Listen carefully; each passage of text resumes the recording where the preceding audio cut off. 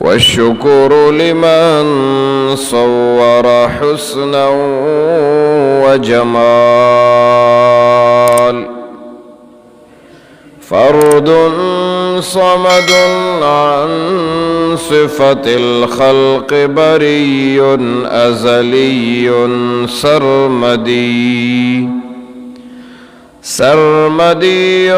خلق الخلق كمال. ثم نشهد أن لا إله إلا الله وحده لا شريك له،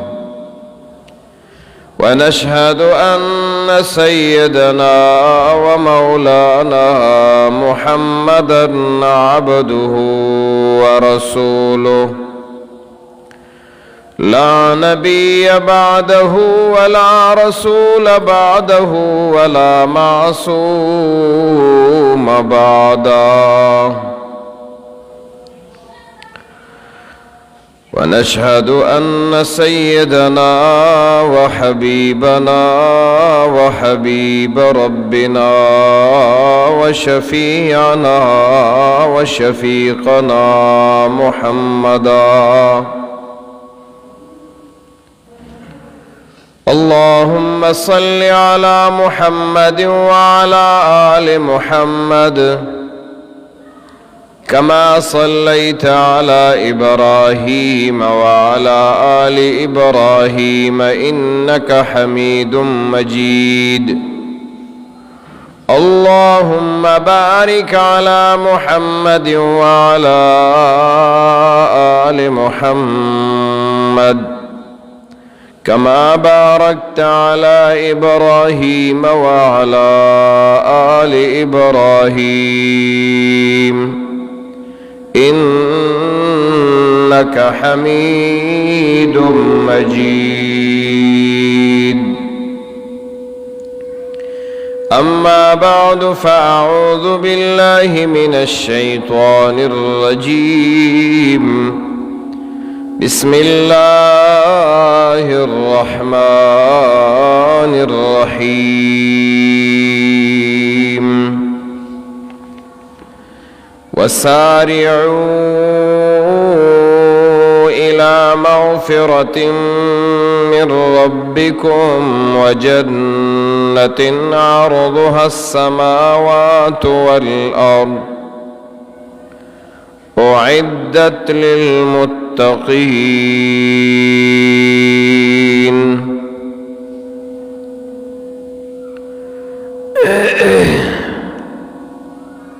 خوگو عزت مندو،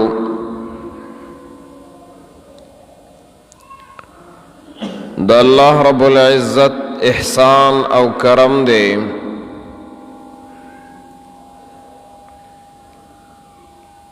چا اللہ رب العزت منگو تاسولا پا دے دور فتن کی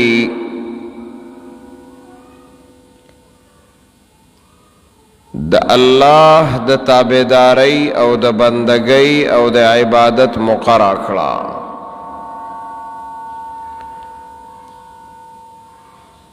ځکه چې د فتنو نه بچ کېدل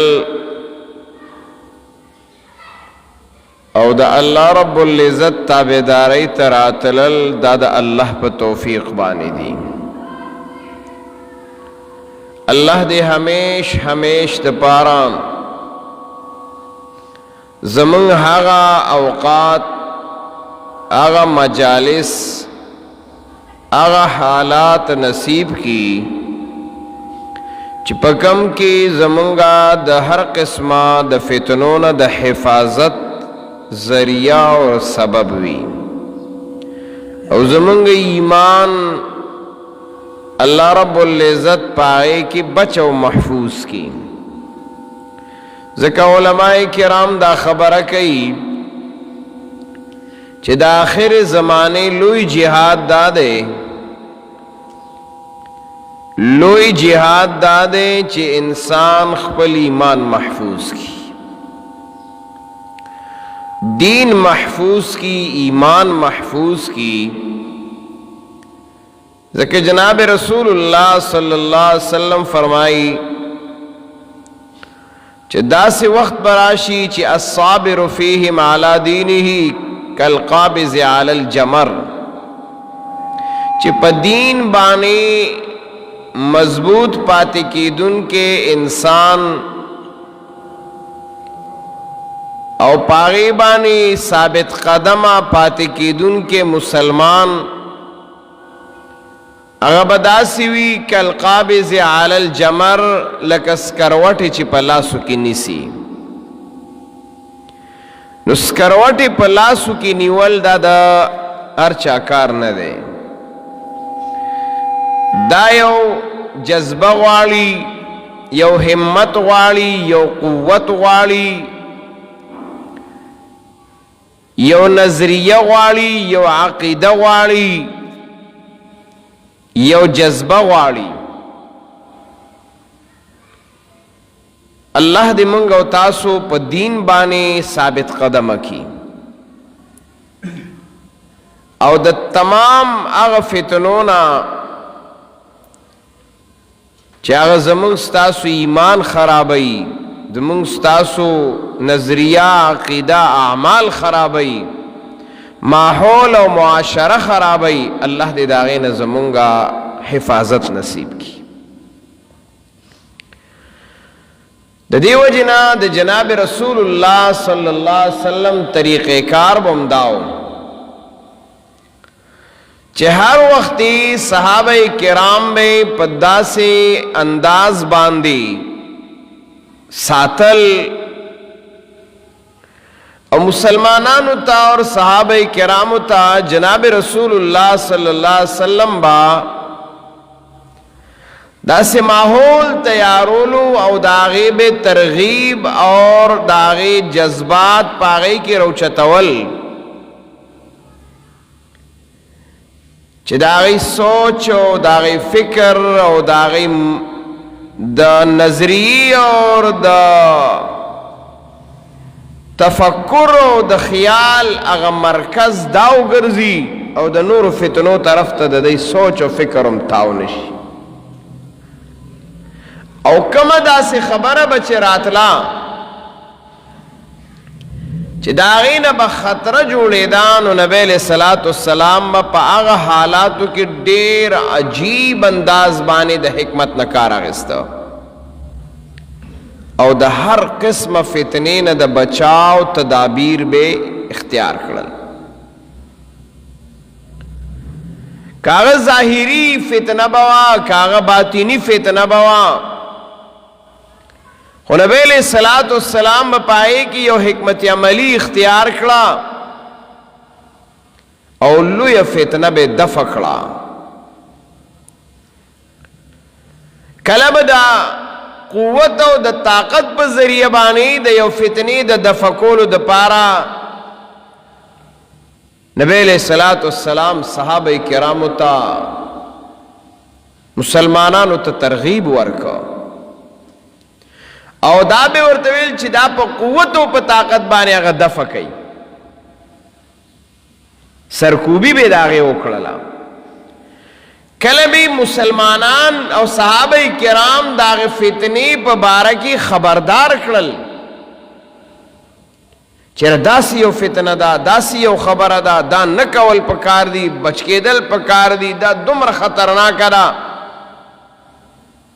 نو د هغې نه به مسلمانان او صحابه کرام ویرول، یا به د هغې قباحتونه او د هغې هغه بد حالت ذکر کا چې یاره خلق د دې نه اجتناب وکړي. دا د جناب رسول الله صلی الله علیه وسلم طریقې کارو. ځکه دا یاد ساتئ نبی علیہ الصلوۃ والسلام جوړ ماحول الله نه دی رالیږلی چې کینې ماحول جوړو نو راغی. تا خو انسان تاریخ وګوري او بیا د نبی علیہ السلام محنت وګوري چې په یو داسې ماحول چې په هغې کې هر قسمه برائی دا په عروج باندې وه، یوه برائی نه وه، د عقیدی برائی په عروج وه، اخلاقی برائی په عروج وا، معاشرتی برائی په عروج باندې وا، د معاملاتو برائی په عروج باندې وا. داسې یو برائی نه وا چې هغه په عروج باندې نه وا، او د هرې برائی مطابق د خلکو کنسپټ، سوچ او فکر خیال برابر هغه اسې نه کولا، اسې نه کولا، د هغې مطابق د هغې ذهن جوړو چې دا موږ صحیح کوو. ګوره یو انسان به خپله بچی دا ژوندی ښخه کي. دا یو مثال په طور خبره پیش کوم. خپل بچی قتلول، خپل بچی ژوندی ښخول، دا د یو انسانیت سوچ کې نه راځي دا خبره چې انسان به د خپل جگر ټوکړه، د زړه ټوکړه، د بدن ټوکړه، خپل اولاد دا به څنګه په خپل لاس باندې ژوندی ښخ کړي. خو دا هغې ته بد نه لګېده، بلکې د هغې ښخول ورته ښه ښکارېدل، او د هغې دپاره ورسره دلایل هم وو. یتوارا من القوم من سوء ما بشر به ایمسکه علی هون ام یدسه فی التراب. قوم نه به پټ تاویده چې دا د شرم خبره د لور دي شوي ده، اور د هغې سره سره به بیا دا ځان ته دوه خبرې مخې ته کړي چې یا به د قوم نه پټ یم، یا به سره د بېعزتۍ نه ساتم، ام یدسه فی التراب، یا به په خاورو کې دننه ژوندی ښخم. ژوندی ښخول چا باندې به چې ډېر غیرت د جاهلیت زور کړی و نو هغې به ژوندی ښخه کړه، او چا باندې به چې ډېر زور نه و کړی نو سره د شرمه به یې ساتله، د هغې حقوق یې نه ورکول، هغې ته په یو داسې انداز باندې کتل چې داسې انداز باندې حیوان ته هم نه کتل. دا هغې ته که بد ښکارېدی نو دا به یې کولې نه، د هغې ورسره سوچ دا جوړو چې دا مونږ کار کوو، دا صحیح کوو، دا صحیح کوو. که د بیت الله طواف مو نو هغې هم په بربنډه کولو او ورته بد نه ښکارېده. حدیث کې راځي په بربنډه باندې بیت الله طوافونه کول دا ورته قباحت نه ښکارېده. دغه کار هم په عروج کې و. دارنګې حلال، جائز، ناجائز، حرام د هغې تمیز خو نه و. د کاڼو، د ګټو، د لوټو، د عبادتونو کولو، هغې ته د سر ټیټولو او د هغې مطابق د نظریې چې دا زما مشکل، زما تکلیف، زما مصیبت، زما غم لرې کوي، کاڼو ته به لګیا و. قرآن وی افرأیتم اللات والعزى ومناة الثالثة الأخرى الکم الذکر وله الانثى. ولی هغې ته په دې باندې ځان بد ښکارېده، دا کار هغې ته بد لګېده چې یو کار چاته بد نه لګي ته د هغې کار نه هغه انسان چرې هم نشي اړولی، هغې نه هغه نه اوړي. قتل و غارت، د قام قبیلی ختمول، نسل کشي کول، د یو بل داسې حالات راوستل چې د هغه قتل به ده ته خوند ورکولو، غیرت به یې ګڼلو، د خپل قام قبیلی شرافت به یې ګڼلو چې ما د هغه بلې قبیلې سرکوبي وکړه، قتل مې کړل، ختم مې کړل، نسل کشي مې وکړه. نو که په هغې کې به 100 کاله تېرېدل او که 1000 کاله تېرېدل، دا ورته بد نه ښکارېدل چې کني یاره دا قتل کول زما د فلانکو لره بېګناه دا کني یو ظلم دی نه دا ته به غیرت بهادري او شجاعت ویل دغه کار هم په عروج کې غلا ډاکا د بل په مال غصب د بل سره ظلم او داغه مال په زبردستی اخیستل دا خو ورته ورسه خبره نه ښکارېده نو ته سوچ وکړه چې داسې یو معاشره یي چې هغه اخلاقي هم بګړاو عقیدي په لحاظ هم بګړاو د عمل په لحاظ هم بګړاو د معاملې په لحاظ هم بګړاو د عباداتو په لحاظ هم بګړاو د ظلم او د انصاف سوچ فکر نه و په هغه لحاظ هم بګړاو او هغه ټوله معاشره په هر طریقه کاغه اخلاقی وا کاغه د عقیدی وا کاغه د عمل وا کاغه د معاملې وا ته هغې اصلاح کول او هر چاته د هغه لاره سمول او د هرې لارې صحیح نهج ورکول دا یقینا ډېر ګران کار دا ډېر ګران کار خوراکونه ګډوډو هر چا چې څه خوړل څنګه خوړل پروا نه وه غذا خوراک ګډوډ نو چې دومره ورانه معاشره یي ګوره ما او تا ته ماحول جوړ هم دی بیا هم زما او ستا دومره وس او طاقت نه کېږي چې چا ته خبره وکړو په جوړ ماحول کې ایمانی ماحول کې د مسلمان په ماحول کې زما او ستا وس نه کېږي چې موږ چا ته خبره وکړو د هغه ذهن جوړ کړو نو چې یو ماحول هغه مکمل انټي اسلام دی د هغې په عقیدو باندې زور لګوا د هغې اصلاح کوه د هغې په معاشرتي زندګۍ جوړولو باندې زور لګوا د هغې اصلاح کوه هغې ته دا خوستا حقوق داري د داري دا ظلم دی دا انصاف دی دا توحید دی دا شرک دی دا جائز دی دا ناجائز دی دا کار صحیح دی دا نه دی الله اکبر دا ډېر ګران کارو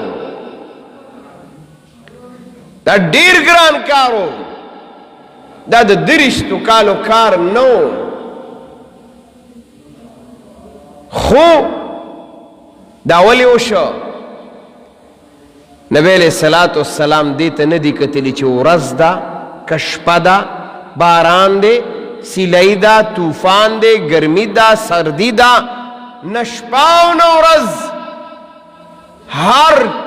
هر ماحول هر ځای هر مقام هغې ته جناب رسول الله ځان رسولی دی ځان یې رسولی دی د شپې که چاته تلل د شپې ته تلی د شپې ورغلی دی که د ورځې چا سره خبره کول دي که مجلس راغوښتل دي که عام خبره کول دي که خاص خبره کول دي چا کې چې کومه کمزوري ده د هغې اصلاح کول دا ډېر ګران کارو ډېر ګران کارو په میلې او په میدان په هغې کې به ودرېدو چغې به یې والي د خلکو د اصلاح چغې به یې والي په مسجد کې به د خلکو د اصلاح چغې به یې والي په کلي باندې په مسافرۍ لګیاو ترغیب به خلکو ته ورکاو خلک به چې دی نو هغه سمول 14 کاله داسې تیر کړي دي لکه یو سړی چې په ازغو د پاسه ګرځي داسې تیر کړي دي ځکه چې یو ښه معاشره خو نه وه که نه د انسان سوچ به دې خوا څنګه راړی چې دا ستا دشمن نه دی دا د رور دی دا سوچ راړول ډېر ګران کار دی دا قبیله ستا دشمنه نه ده، دا ستا خیرخوا ده. دا ژوندی لوړه خښول دا غیرت نه دی، دا ظلم دی. دا ټولې خبرې، دا ډاکا قتل و غارت دا غیرت نه دی، دا ظلم دی.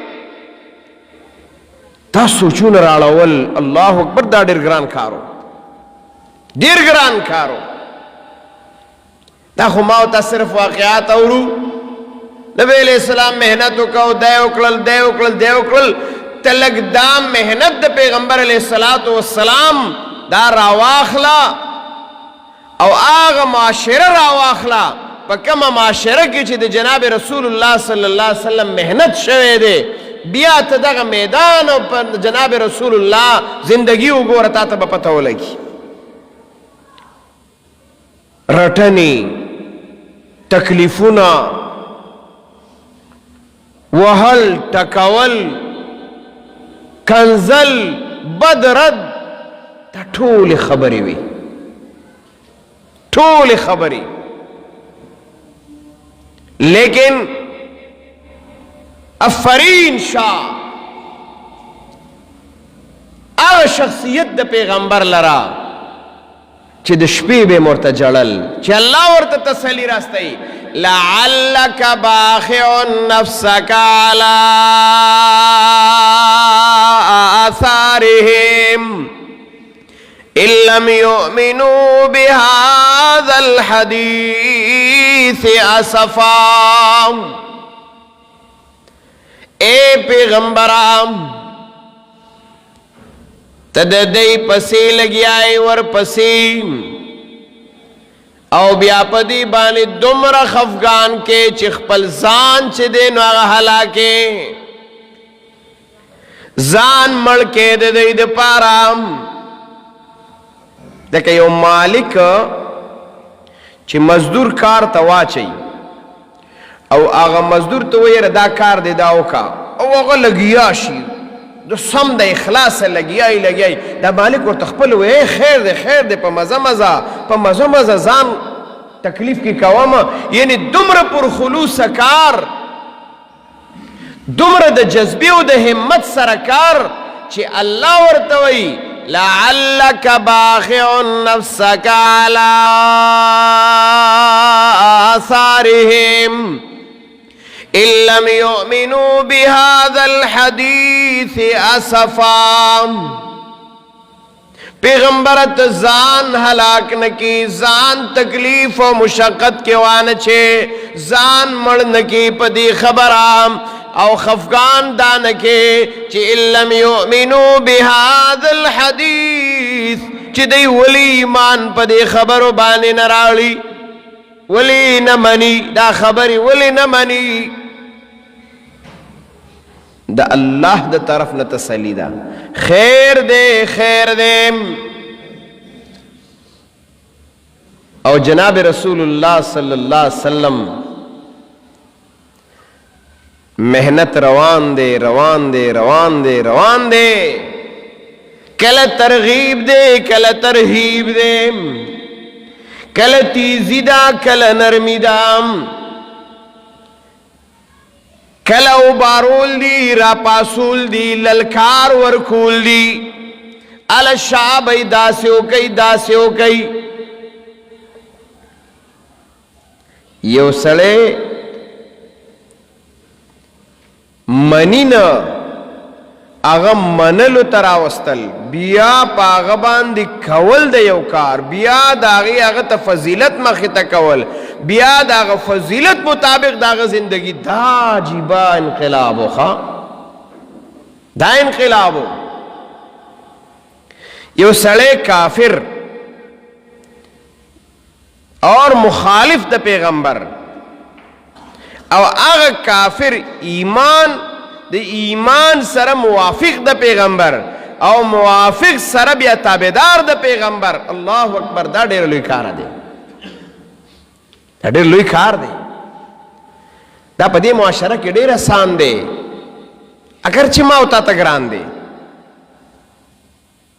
ما او تا ته په جوړه معاشره کې ګران دی، او او په ناجوړه معاشره کې پیغمبر کړی دی او ترغیب به ورکاو ال دا چلو کوي صحابه کرام یو دوا درې تیارې دل په مزه مزه جوړې دل په مزه مزه د ابوبکر صدیق غونته ملګری پیداش د حضرت علی غونته جوان پیداش د حضرت زید غونته خادم پیداش د حضرت خدیجی غونته همتناک پیداش وا دا راتلل داسی رو رو پیدا کے دل صحابہ زیادی دل اخلاص سره محنت پہ لگیارے کی گی ترغیب ور کی گی بیا دمر شوق والا صحابہ جوڑی گی دمر دمینی و دا محبت والا جوڑی گی چی دی جناب رسول اللہ پا محفل و پا مجلس کے ناس دی او جناب رسول اللہ تا گوری او چی کل جدا کی گی کور تلال شینو جاڑی چی دا شپا بسنگ تیری گی چی دا جناب رسول اللہ ملاقات سبات بسنگ زو کم او کنا ما تب دا جناب رسول اللہ دا چہرے مبارک آغا ملاقات نصیب کی گی او کنا ما تب آغا نصیب کی گی او کنا اللہ اکبر یوسف علیہ السلام پا خائص بانی گتی کٹ کی گی لیکن دے جناب رسول اللہ پا خائص بانی سرو نبیا کٹ کی گی بیا پی سرو نہ کٹ کی گی داغ محبت تے چی جناب رسول اللہ دعوت ورکڑے رے تیار کړی دی ملګری هغه ته ترغیبات ورکول نو هغه بیا دې ته نه قتل چې په دواړو سترګړون دی نو کینه هغه بیا ترغیب طرف ته توجه نه کولا دین زده کړې ته توجه نه کولا بیا په دواړو سترګړون قسم راغله دی اور د الله د پیغمبر دربار کی او د هغه په مجلس کی د خپل ځان د پاره هغه سلټي فایده لټي دین لټي قرآن لټي دا اللہ دا نبی فرمان لٹائی یا دیتا نگوری ارنگ حالات کدی بیاغ حالاتو مطابق داغ حالاتو مقابلہ کئی او زان چھ دینو آغا دا اللہ دا دین دز دکڑی دا پارا ورکی دا اللہ دا دین شوقیان جوڑ شوی دی زکاں چھ دا یو سڑی سا سکلی نی نو داغی دا خوان پتا ورتنی داغی دا خوان پتا ورتنی خو چی کل سوسا کی و آغا مزیداری آنو دے بیا بیا وی چی دامی نورم خوڑلیوے نورم خوڑلیوے نورم خوڑلیوے خو چی زائقہ ستا برابری صحابہ کرامو چی کل دینو سکا ذاق طعم الایمان او د ایمان ذائقہ اغی اس کلام نو اغی بیاد اغی سکن بعد اللہ داغی دزدکڑی و داغی دا حاصلولو ہر قسم کوشش بکولو او آغی واقعات آستا یاد دا چی جناب رسول اللہ صلی اللہ علیہ وسلم پابندیو لگی دا چی نور سوک بتپوسو نا بیزائے نا کئی نا بکی سوک تپوسا صحابہ کرام بیچینو دا خو پا منگ بانی اکا خوراک بنشا چی پا کم بانی زمانگ جوندو پا کم خوراک چی زمانگ جوندو کما غذا چی زمانگ دا روح وا دا پا منگ بانی بندشوا بیچین بو سوک براشی داسی چی دا دی غذا دروازہ پا منگ بانی کلاو کی نو چی سوک با بار نرالل او تپوس بے کولو صحابہ کرام بمرانی زوشو چی لگا لگا غذا دا دین خواغا حاصل کا جبریل علیہ السلام اللہ دا دی پابندی لری کولو دا پارا بیارا اولی گا اذ طلع علینا رجل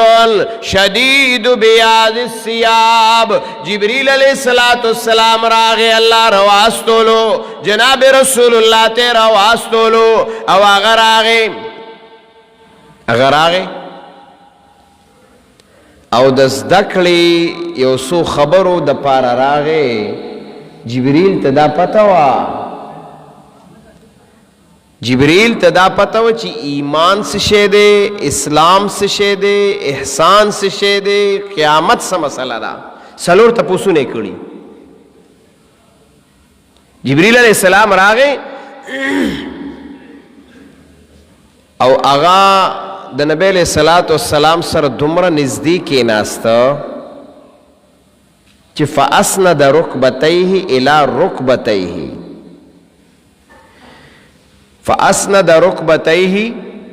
رکبتیه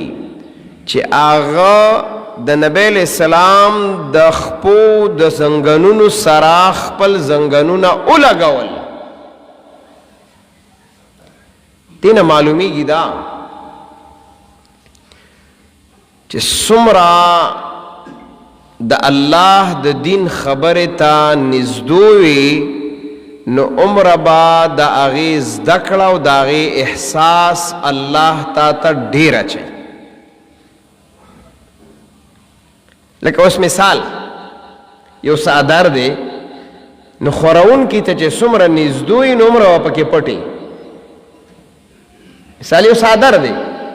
نو چې خورونکي ته څومره نږدې وي نو عمر به فل پټي، او چې څومره داسې زی نو عمر به ستا پټوالی کمیږي. نبی علیہ الصلوۃ والسلام مجلس داسې لګېدلی و د دین د مسلو د زده کړې. 3 صحابه رالل. امام ابو داود هم دا روایت ذکر کړی دی او امام ترمذی هم ذکر کړی دی. 3 صحابه رالل جناب رسول الله صلی الله علیه وسلم محفل او مجلس تا چې وی قتل یو صحابي راغې او جناب رسول الله صلی الله علیه وسلم سرا نزدو ځان له ځای وکتو کېناست. ابل صحابي ویل چې ګڼه دا رش دی ځای کم دی، هغه شاته کېناست. ادریم صحابي ویل ځای نشته دی یاره بس پرېږده چې ځای نشته لاړ. امام ترمذی هم دا حدیث ذکر کړی دی. کم صحابي چې جناب رسول الله ته نږدې راغلی و او ځان له ځای پیدا کو کېناست. د هغه په باره کې د الله نبي څه فرمایي چې صحابي ځان لا د الله د دین د زده کړې دپاره ځای پیدا که، الله هم دله د خپل در نه ځای ورکه. چې څومره د الله د دین خبرې پیغمبر خبرې ته نږدې کېناستې عمر به درته ډېر څه حاصلېږي. یوه او کم صحابي چې هغه وروسته کېناسته نو الله هغه له م ورکه، خو چې کم اعراض وکړه او لاړه فاعرض عنه الله هم د هغه نه اعراض وکړه. صحابه کرام به داسې وو نږدې به دومره کېناستل موږ اورو که نه چې څادر به یې پرې واچولو داسې نو په څادر کې به راټولېدل. نو د دین د خبرې دپاره کوشش دا کوه چې هغه نزدېکت حاصلوه، الله به تعالی د هغې نه ډېره حصه درکوي. اورېدل خو زه اکثر ملګرو ته وایم چې دا په پاټک کې م شي،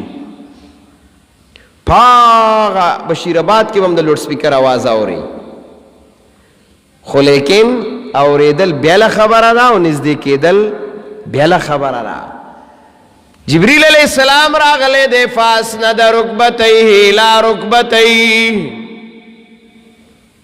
ووضع کفیه علی فخذیه. د نبی علیہ السلام سره خپل زنګنونه ولګول اور د نبی علیہ السلام په